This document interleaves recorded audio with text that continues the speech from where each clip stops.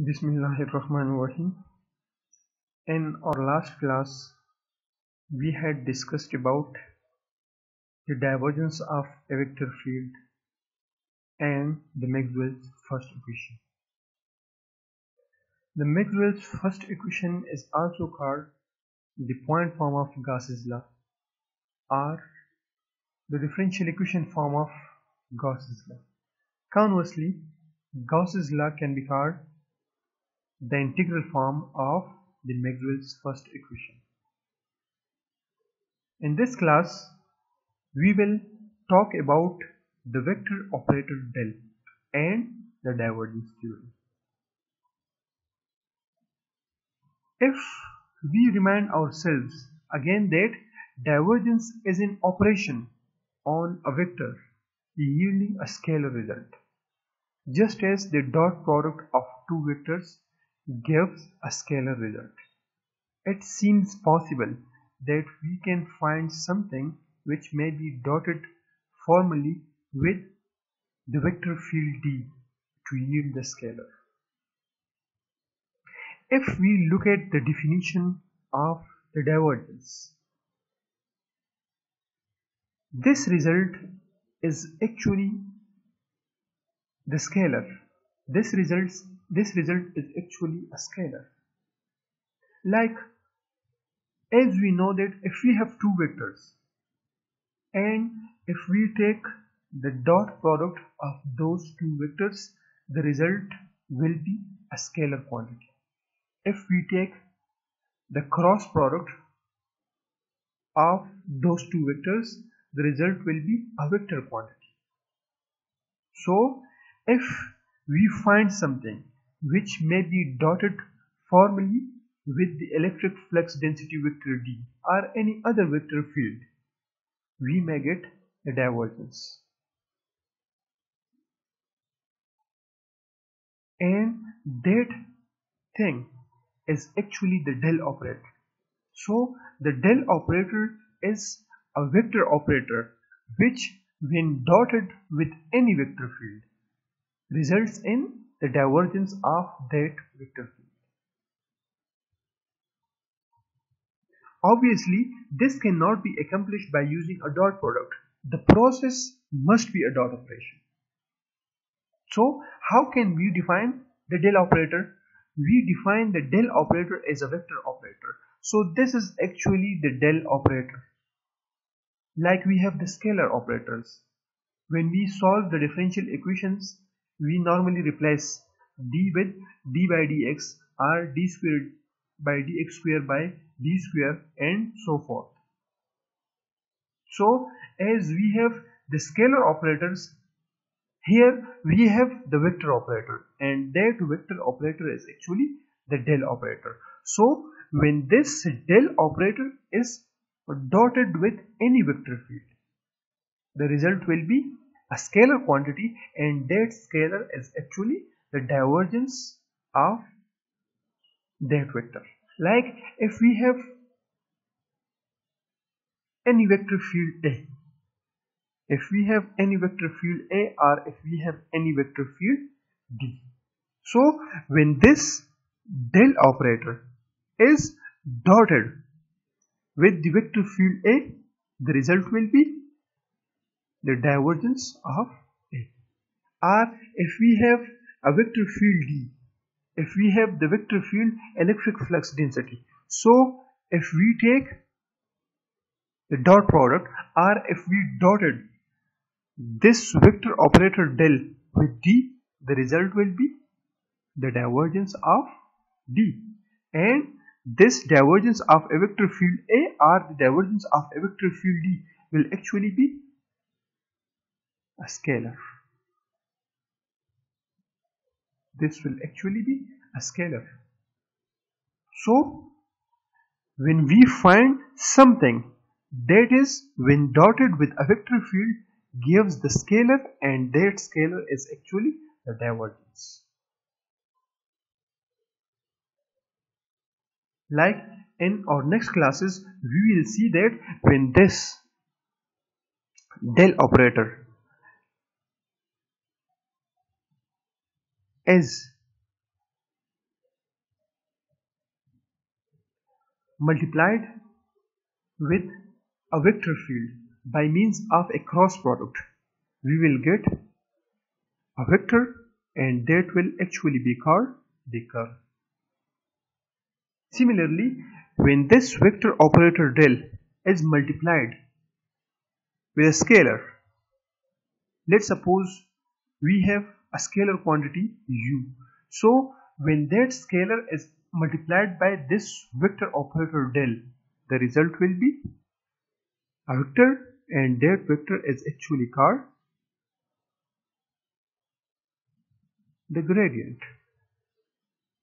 Like we know that when we want to multiply two vectors, those two vectors cannot be simply multiplied. However, there are two ways to multiply two vector quantities. We can take the dot product of those two vectors, or we can take the cross product of those two vectors. So this del operator is actually a vector operator, which is when dotted with a vector quantity results in divergence, and the result will actually be a scalar quantity, and that scalar quantity is called the divergence. Similarly, if we take the cross product of the del operator with another quantity, the result will be a vector, and that vector is actually called the curl. So when we take the cross product of the vector operator del with any vector field, the result will be a curl of that vector field. Similarly, if we have a scalar quantity, u, and if we multiply this vector operator del with the scalar quantity, the result will be a vector, and that vector is actually called the gradient. We will discuss the curl and gradient in our next classes. But now let's focus on the del operator.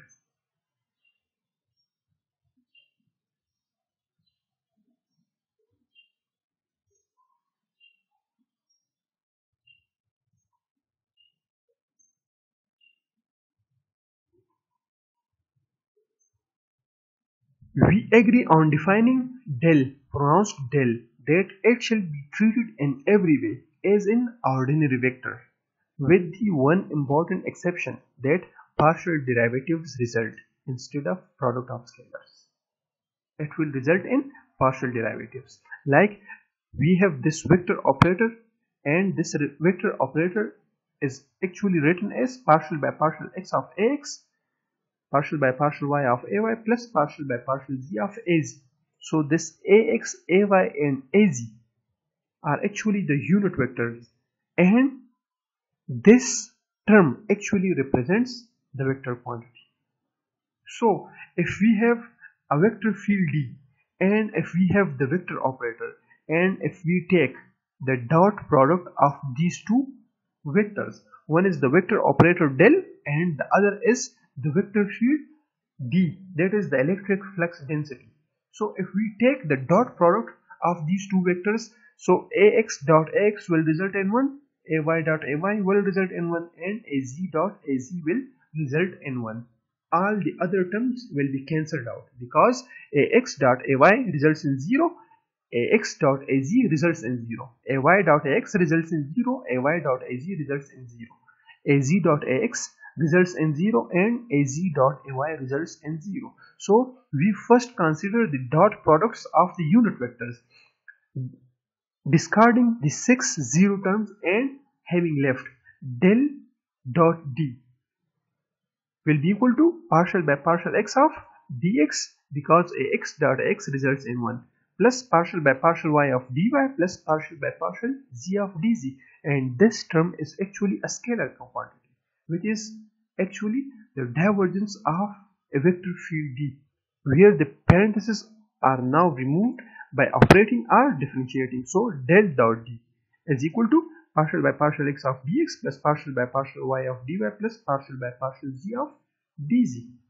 whereas the right hand side is actually the definition of divergence, or when we apply the definition of divergence to a differential volume element in Cartesian coordinate system, we get this quantity. So this is actually the divergence of a vector field D, or the divergence of electric flux density vector. So this is recognized as the divergence of D, so that we have divergence of D is equals to del dot D is equal to this term. So when del operator is dotted with any vector field, we will get the divergence of that vector field. Now let's define the divergence theorem. That what is actually a divergence theorem, and we can prove the divergence theorem from Gauss's law. So according to Gauss's law, the closed surface integral of the electric flux density vector D is equal to Q, is equal to the charge enclosed, or the total flux that is leaving a closed surface will be equal to the total charge enclosed by the closed surface. Now we know that the volume charge density can be defined as the charge per unit volume. So from that equation we can extract, or we can define the charge that is enclosed by the volume in terms of the volume charge density. So we know that Q is equal to the volume integral of the volume charge density, as we know that volume charge density is equal to the charge per unit volume, as the volume tends to 0, as the volume shrinks to 0. So from this equation we can define the charge enclosed, and that will be equal to rho v del v will become dv, and the limit will be converted into the volume integral. So the charge will be equal to the volume integral of the volume charge density.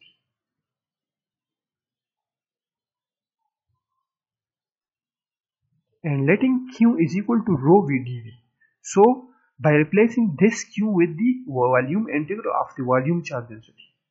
Similarly, we also know that the divergence of a vector field D is equal to the volume charge density. So we can replace this rho v by del dot v. So the final equation will become the closed surface integral of the electric flux density vector D will be equal to Q, and this Q is equal to rho v dv, and this rho v dv is equal to del dot d dv. So the first and the last term of this expression actually represents the divergence theorem. So this is actually the divergence theorem. The closed surface integral of the electric flux density will be equal to the volume integral of the divergence of the electric flux density, and this is actually the divergence theorem. So how can we define the divergence theorem? How can we define the divergence theorem? One way to define the divergence theorem is that the closed surface integral of the electric flux density will be equal to the volume integral of the divergence of the electric flux density. We can also define the divergence theorem as the integral of the normal component of the electric flux density vector D over a closed surface will be equal to the volume integral of the divergence of that vector field D.